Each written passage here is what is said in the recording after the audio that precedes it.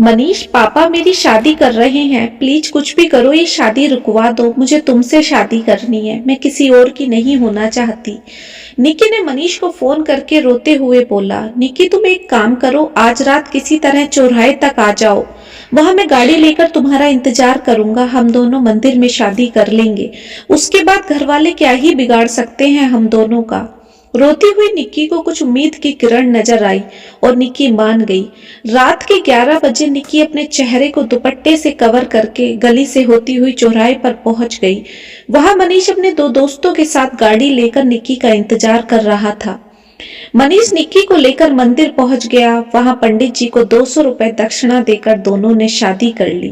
निक्की की खुशी का ठिकाना नहीं था, क्योंकि अब निक्की पूरी तरह से मनीष की हो चुकी थी। अब तो कोई टेंशन नहीं है मेरी जान। मनीष ने निक्की की कमर में हाथ डालते हुए पूछा। निक्की थोड़ी शर्मा गई। अब कैसी शर्म, अब तो हमारी शादी हो गई है। मनीष निक्की को लेकर स्टेशन के बाजू वाले होटल में पहुंच गया, जहां कमरे बहुत सस्ते मिलते थे और किसी भी तरह के आईडी प्रूफ की जरूरत नहीं होती थी। कमरे में आते ही निक्की को मनीष ने एक गिलास पानी दिया। इसे पीकर थोड़ा चिल हो जाओ, पसीने में तर हो रही हो घबराहट के मारे। पानी पीकर निक्की को थोड़ा अच्छा लगा और आराम करने के लिए लेट गई।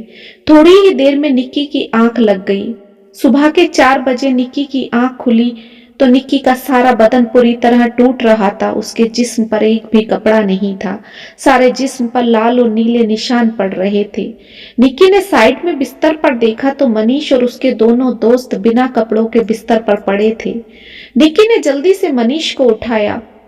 मनीष देखो, तुम्हारी पत्नी के साथ तुम्हारे दोस्तों ने क्या गंदी हरकत की है। कैसी पत्नी मेरी जान, मेरी पत्नी तो घर पर है और एक बेटा भी है। इतना सुनकर निक्की पर आसमान टूट पड़ा। हम तीनों ने मिलकर तुझसे अपनी रात रंगीन की है। और वो शादी 200 रुपए में कहीं शादी होती होगी। चुपचाप अपने घर लौट जा, जहाँ तेरे माँ बाप कहते हैं वहां शादी कर ले, वरना इतना बदनाम कर दूंगा तुझे और तेरे माँ बाप को मरने की जगह भी हाथ नहीं आएगी। इतना बोलकर मनीष और उसके दोनों दोस्त जोर जोर से हंस पड़े। निक्की ने किसी तरह हिम्मत करके अपने कपड़े पहने और चुपचाप अपने घर वापस लौट आई। इतना बड़ा धोखा खाकर निक्की पूरी तरह टूट गई थी, मगर किसी से क्या ही कहती, गलती तो सारी उसकी ही थी। गलत आदमी पर जो भरोसा कर बैठी थी। घर में किसी को कुछ भी नहीं पता चला और 15 दिन बाद निक्की की शादी रघुवीर से कर दी गई। मर्द जात से तो निक्की को पहले ही नफरत हो गई थी। रघुवीर पर कैसे भरोसा करती। जैसे ही रघुवीर निक्की के करीब आता, निक्की डर के मारे कांपने लग जाती। देखो निक्की, तुम घबराओ मत। हम दोनों पहले दोस्त हैं, उसके बाद पति पत्नी हैं। जब हम एक दूसरे को पूरी तरह समझ जाएंगे, उसके बाद ही ये रिश्ता आगे बढ़ेगा। बस तुम खुश रहो, मैं यही चाहता हूँ। रघुवीर एक सीधा साधा व्यक्ति था, जिसमें एक अच्छे पति के सारे गुण मौजूद थे। रघुवीर निक्की का खूब ख्याल रखता और उसे खुश रखने की पूरी कोशिश करता। थोड़े ही दिन में निक्की को सच्चे प्यार की परिभाषा पता चल गई।